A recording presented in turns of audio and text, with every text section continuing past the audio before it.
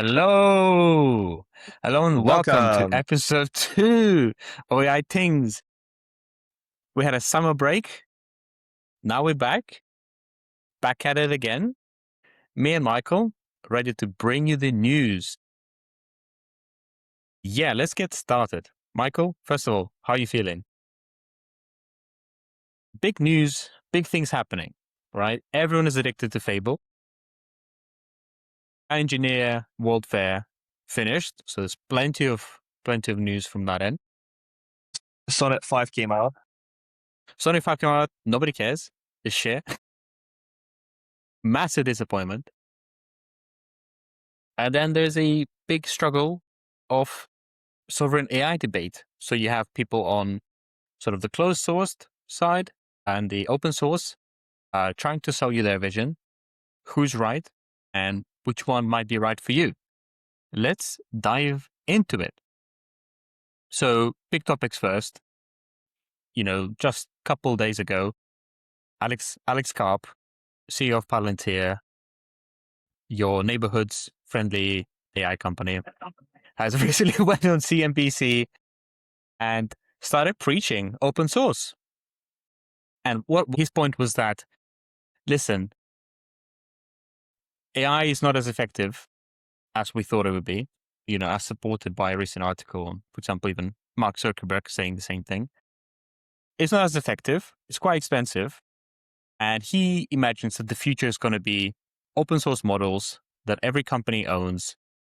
And you don't have to sacrifice your data to these big token providers to gain open source models and local AI. And obviously on the opposite side, you have Dario from Anthropic, who's all about closed source, who's multiple times he said, open source is not what it seems. And now he's leading the charge with the most powerful model in the world, Fable. Michael, what do you make out of this?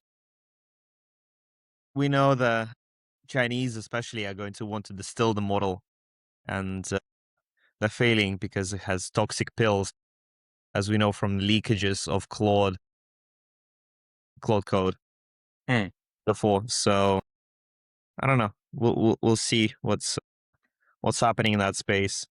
But the tokens are very expensive. People quickly run out, and it's the whole drama about unbanning it. Is it is it actually real?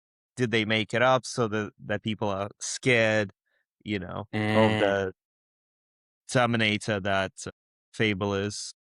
Don't know. Hard to tell. Yeah, as somebody who might not know, Fable went offline for about 12 days where people were losing their shit because they couldn't use the best model out there. And they had to instead just use subpar models such as Opus 4.8 and GPT 5.5. But now it's back. I gave it a go. I think it's pretty good. I keep getting rate limited, which is different from like your usage plan. So I'm a bit confused about how that works. But we have 2 more days to use it on the coding plan. And after that, it goes back to sort of API pricing, which actually burns money. So saying hello is like $10. Say bye-bye to that money. One session could be like $100. And, this brings a great topic of that intelligence, or like this really good intelligence, might just belong to those who can afford it, right? Which is why all this open source talk is now exploding. It's because if you can afford to spend $1,000 a month on Fable, you will outperform those who can't do it, right? Which leaves everyone in an awkward position. Like, are you just going to burn this money? And, well, actually, because the model's so good, you can actually make returns on it and like make great software and produce better work, right? But those who can't get behind. So it's an interesting dilemma, right? It even goes into sort of like socio-cultural aspect of it. Like there's a very strong divide now. If you can afford the best compute, the best models. You simply outperform those who don't have it. So yeah, which I think leads us nicely into the second topic of hallelujah, GLM 5.2, best open source model to date, according to Artificial Analysis and a few other websites, which is a new model from Moonshot AI, whatever it's called, which is a huge model, but achieves about 90% of Opus or GPT 5.5. You will need to sell your kidney to actually be able to run, and it's almost there. So like there is hope for the open source people, and me included, that one day you can just run one of these models in your house and also have heating paid for by this thing. Because I have my 3090 running here and I can feel it on my leg, on my right side. That's how warm that thing gets. Tom, great. I'm going to start regretting all these decisions next weekend when 35 degrees is back and I'm back to being brain dead. So yeah. How do you survive the heat wave, Michael? By definitely not running a GPU cluster. It's a good question, right? Mm. Because the thing is, with open source models, right, you always need to go and rent out a cluster of some kind anyway, Mm-hmm. right? And I think, the question remains, all those models, are distilled Mm-hmm. from a bigger model. So, and are we really losing, the compute war? Mm. Because it depends what you do. It depends what you use that for. If you just, try to do a one-shot situation where you give one prompt and it builds you the whole thing, right? Mm-hmm. Obviously, models like Fable will be exceptional in that circumstance, right? Mm-hmm. But again, it's like having a new innovation. It sits above everything else that already exists. Mm-hmm. No other models are going away anywhere anytime soon. But in terms of the general workflow and what you use it for, how did you feel about the GLM in the first place? I think it's a good all rounder. So in terms of coding, it's close to, by feel, it's like GPT 5.2, GPT 5 at times. So it's one of those models where you want to steer more, but not oversteer. So it's like, I would say there are models before Fable and there's models after Fable. So models before Fable, you give detailed instructions. You give your personal opinion. You can't lean on the model's judgment too much, right? But you don't want to restrict it too much. It's this sort of careful dance. And when you use Fable, it's like you believe in the model's intuition that it can produce the right result. It has good taste, right? Mhm. Models before Fable, no taste. Fable, taste. I'm like, I trust it with the way it designs things, the UI, the user experience. I use Fable to help myself with critique. The critique is good. So I think that's the main difference, right? Is that the Chinese models are still in that sort of lag of 5 to 6 months of still producing that quality of models, but it's still amazing It's an because the gap expensive is, it's an expensive model. You pay it you is. pay for what you get. And again, we don't really know how the rate is calculated or how the API is calculated because they keep changing it. I think the better question remains, in the audience's mind, right?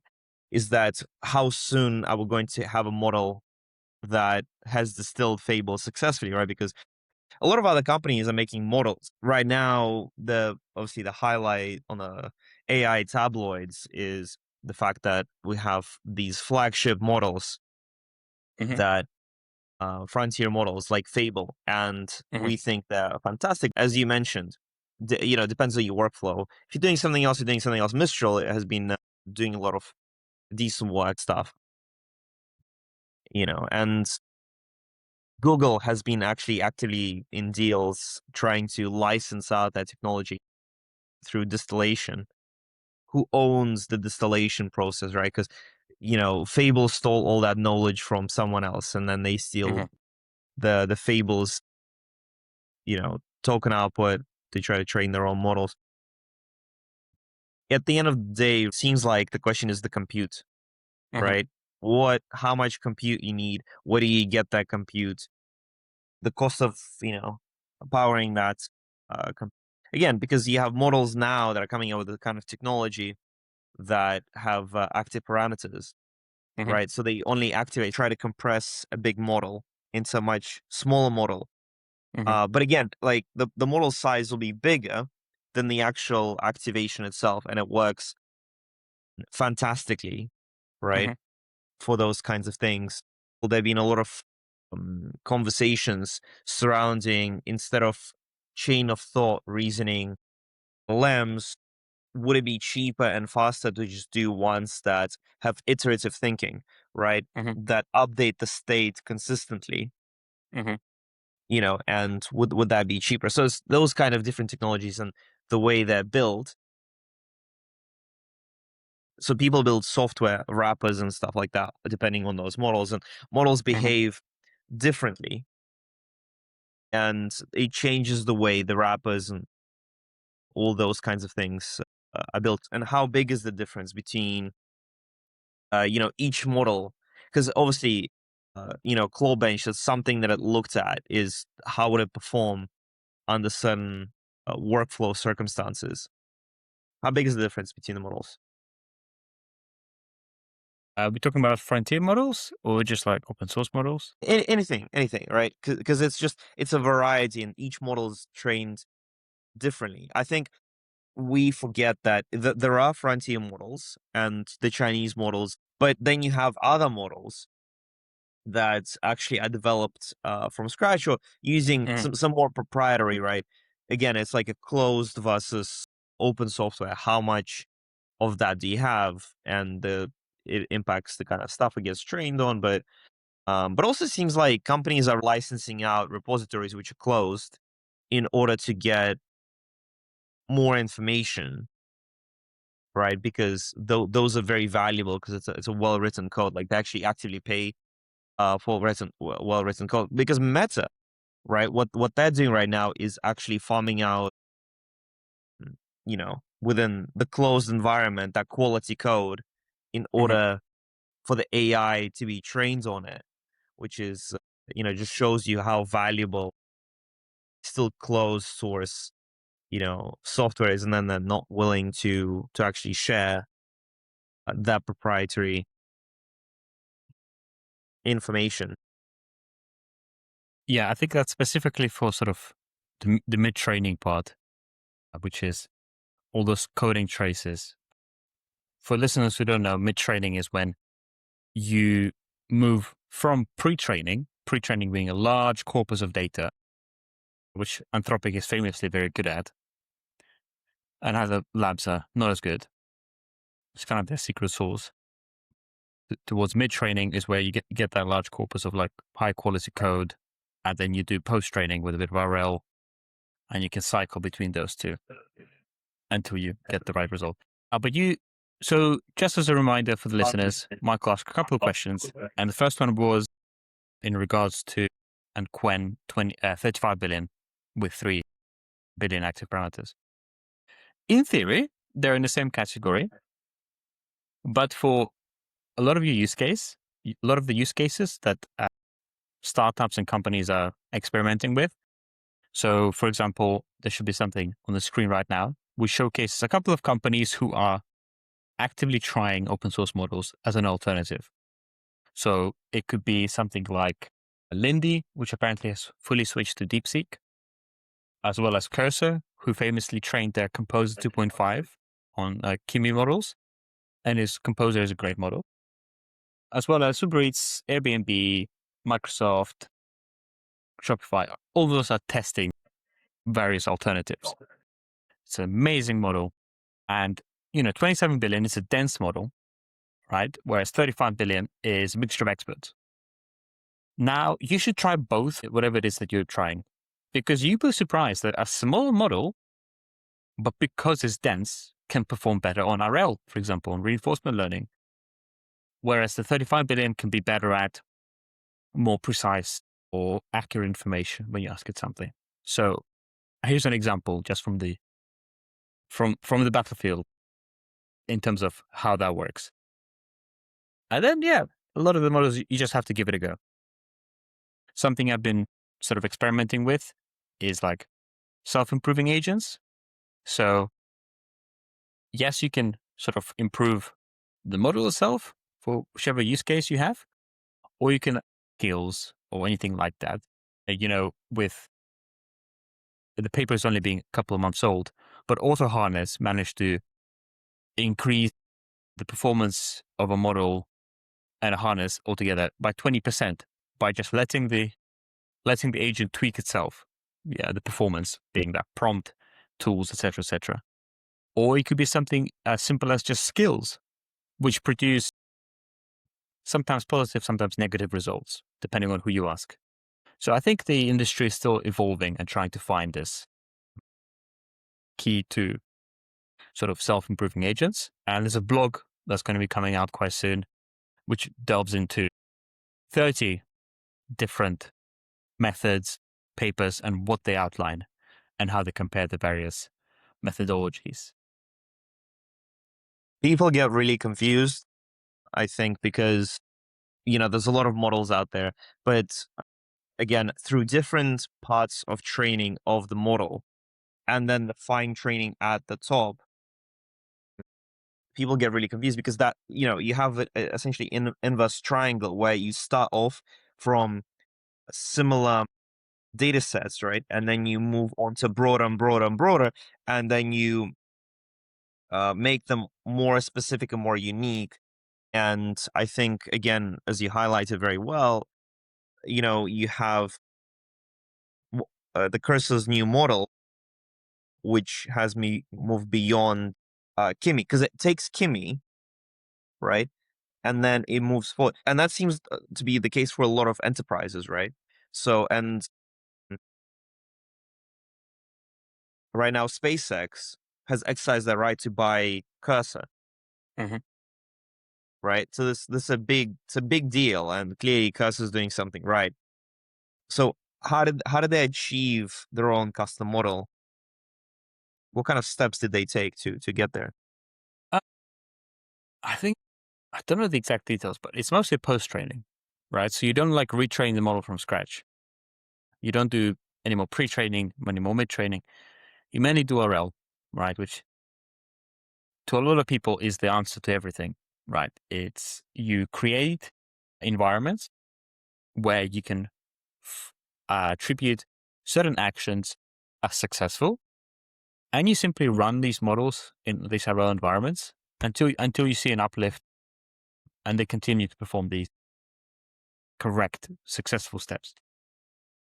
I know Cursor has their own benchmarks, Cursor Bench, I think, which is their own way of seeing how do agents perform in their specific environments related to Cursor, right? So like it could be GitHub issues that they've collected. It could be their own problems that they've sort of accumulated, like refactoring, etc., which they think are important. I then see how well. That's basically the basics of how it works.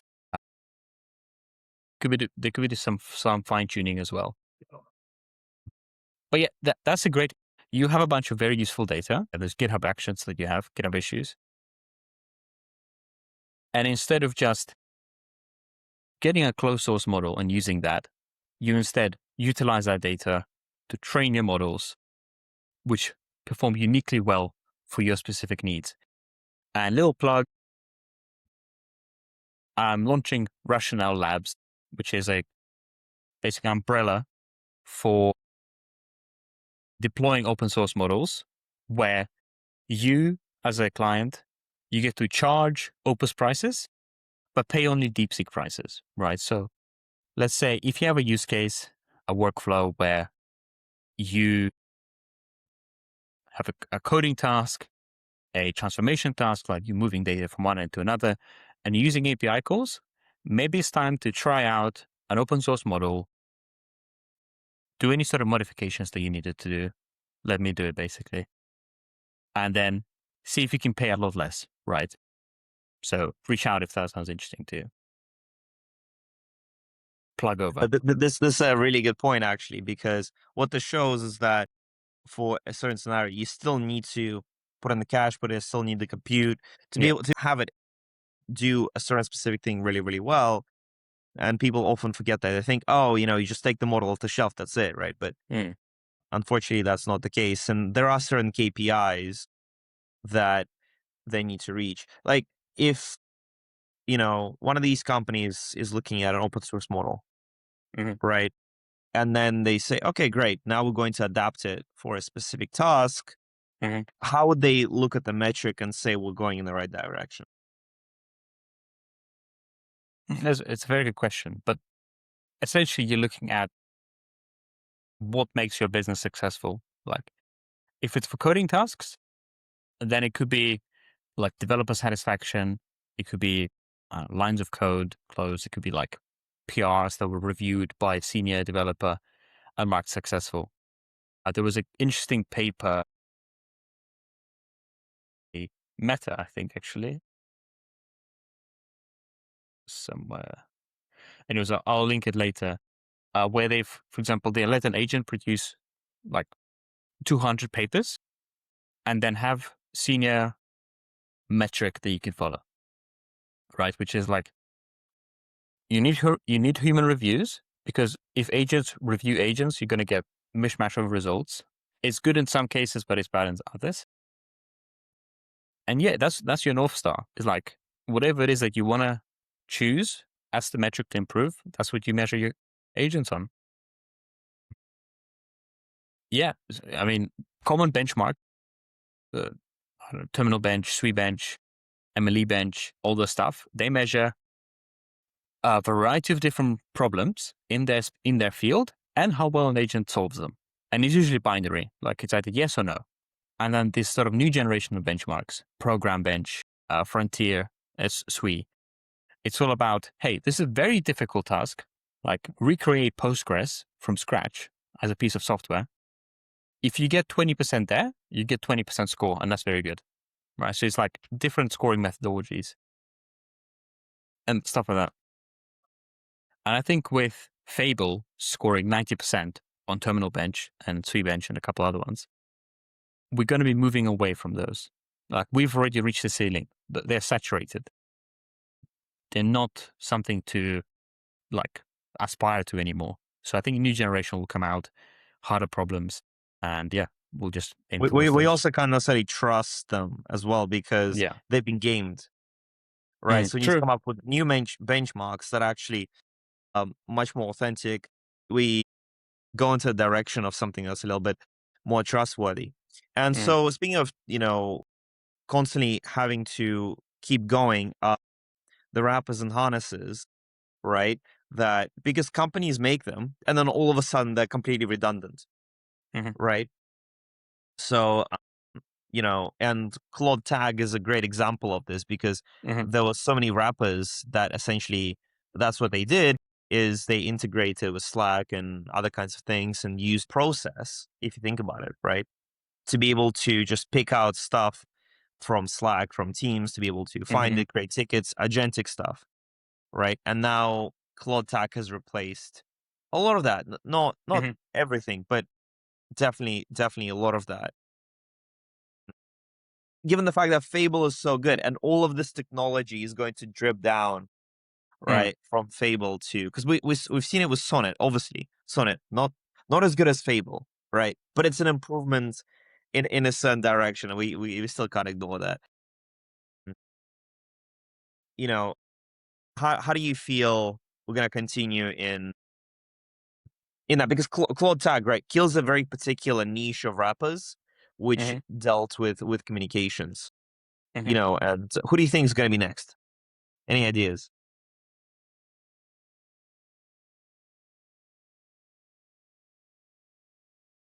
Well, I mean, we had big corporations panicking, enterprise, right? But they seem to be okay Mm. so far. Like it was definitely a market overreaction in that sense. and now we're being hit with integrations. Because at the end of the day, it's the same thing we said in episode 1, for example, which is that, no matter how good the model gets, the next frontier is integrating it into the software, right? And that's where really the open source question is. It's saying, yeah, fine, a model is decent, right? But let us work on it a little bit and then integrate it into your workflow, into your software, which is the next chapter. But it's really great to see that companies like Lindy are moving on from, closed providers that have a big monopoly on the market, right? Anthropic has the largest single enterprise market share. I think when the GPT-5 Soul comes out, the new generation, we'll be able to see, like, can they keep up with Fable, right? I think that's the big question that everyone has. Because if it's close to that level, they're still in the game.